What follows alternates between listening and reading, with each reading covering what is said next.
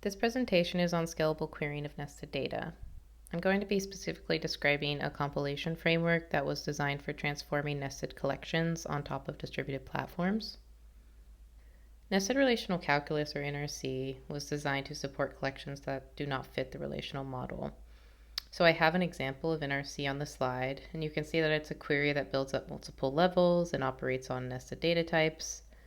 So there were lots of work on NRC in the 90s. However, their implementations have not necessarily caught up with modern technologies. One such technology are these large-scale distributed data processing platforms, which use a central coordinator node to delegate tasks in parallel to various worker machines. These delegated tasks collectively perform operations in bulk on distributed data sets across these multiple machines. So to abstract the distribution from the user, these systems provide collection APIs that use an underlying nested data model. Even though the nested data model is natively supported, inefficiencies often arise due to the top-level distribution strategy that is used in these frameworks. So on the slide, I'm showing an example of nested data sets that are cached on each worker node. The top-level distribution strategy says that nested inner collections will exist on the same worker machine as the parent tuple. The inner collection on worker 1 is obviously larger than the empty inner collection on worker n, so this is going to lead to data size imbalances across these worker machines. Issues will also arise when these inner collections are so large that they can't fit on a single machine, and you can also imagine a case where there may be only a few top-level tuples, so this strategy is not going to take full advantage of the available distribution. So what I'm describing here is basically just the challenges with distribution when dealing with nested collections. There's also a programming mismatch problem. So though it may be natural to describe nested loops over nested datasets in a collection API that executes in a local environment, this operation isn't supported by a distributed collection API. Basically, you can't reference a distributed collection inside the transformation of another distributed collection. So one solution is to implement automated flattening, where nested attributes are basically brought to the top level. But flattening doesn't solve distribution issues because it leads to data blowups and imbalances across worker nodes due to skewed inner collections. So skew is another challenge with distributed processing. In addition to the skew issues I've alluded to already, these frameworks use a key-based partitioning strategy that moves all values associated to a key to the same node. You can imagine in the worst case, all the values could be associated to one key, and this would completely disrupt the distribution. Skew is an issue really independent of nesting, but the problem is compounded with nested data types. So our solution to these challenges is a query compilation framework that we call TraNCE. So a TraNCE program, which is basically just NRC, is submitted to the framework. It will undergo a series of compilation steps and eventually produce a distributed application. So this is solving the programming mismatch, and to solve the distribution issues, we use query and data shredding techniques, which I'm going to focus on for the rest of this talk. Though I don't have time to talk about skew, I did want to mention that we have a solution where we basically dynamically apply optimizations at runtime to identify problematic keys and ensure that their values are not moved to the same machine. So this TraNCE program that's submitted to the framework is described in our source language. Our source language is a variation of the nested relational calculus that's available in literature, but extended with additional features that cause subtleties in the compilation procedure. So I've highlighted these extensions in red. You can see the assignment operation, dedupe, which will keep only distinct tuples in a bag, group by key, and sum by key, which performs key-based aggregation.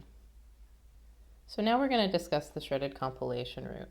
So you can think like, since the distribution strategy of these large-scale frameworks works best with flat data representations, then our goal is to represent nested queries as sets of flat queries that operate on flat inputs. And here, a flat input can just be considered a relational table. So the shredding procedure is 2 steps. First, the source query is translated to a symbolic expression in query shredding. And then this symbolic expression is then translated to a materialized representation of the shredded query. So this is called the materialization procedure, and this is basically what provides us with our goal of a set of flat queries. So in the next couple slides, I'm going to first show you what a shredded input is, and then we'll talk about what a shredded query is.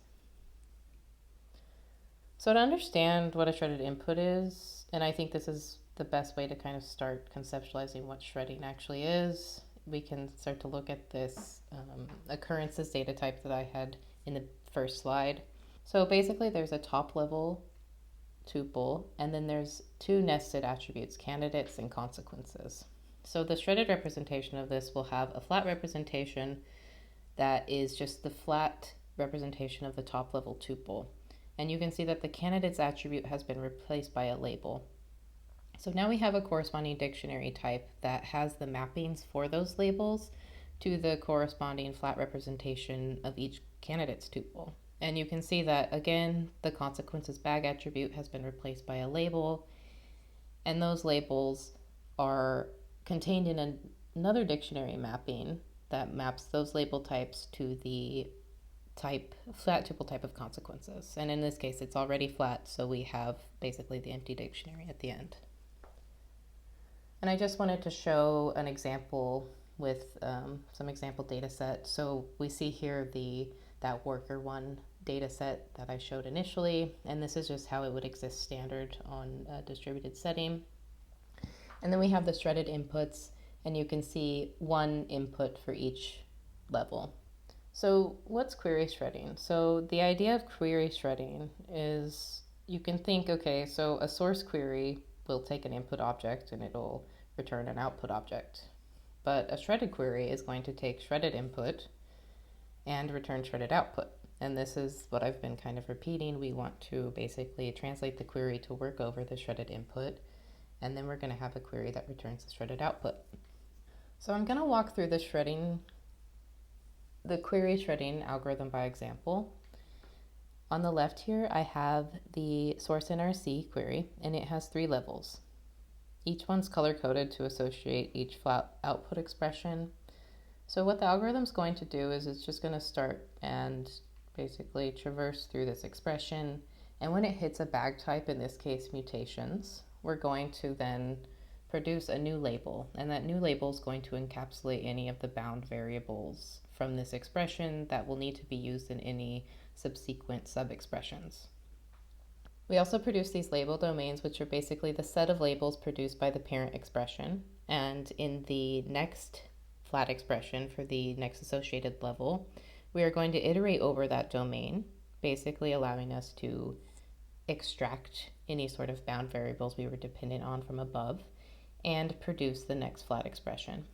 And here again, you see that once we hit the scores attribute, it's a bag type, and we will produce a new label, again with the necessary bound variables, and again produce a domain, and finally the final output. And note that each one of these expressions is indeed flat. So one thing to note is that we do produce this sequence of queries, one for each level of the output, and basically what we were doing was targeting sequential execution for distributed processing systems.